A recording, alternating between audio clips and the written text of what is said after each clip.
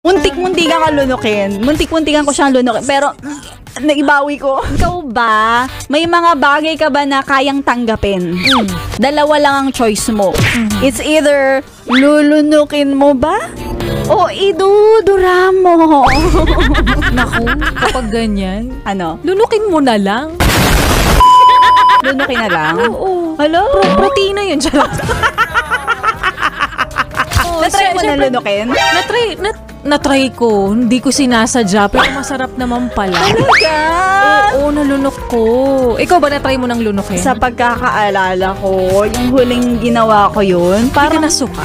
muntik-muntikan ka lunukin. Muntik-muntikan ko siyang lunukin. Pero, naibawi ko. Naibawi mo.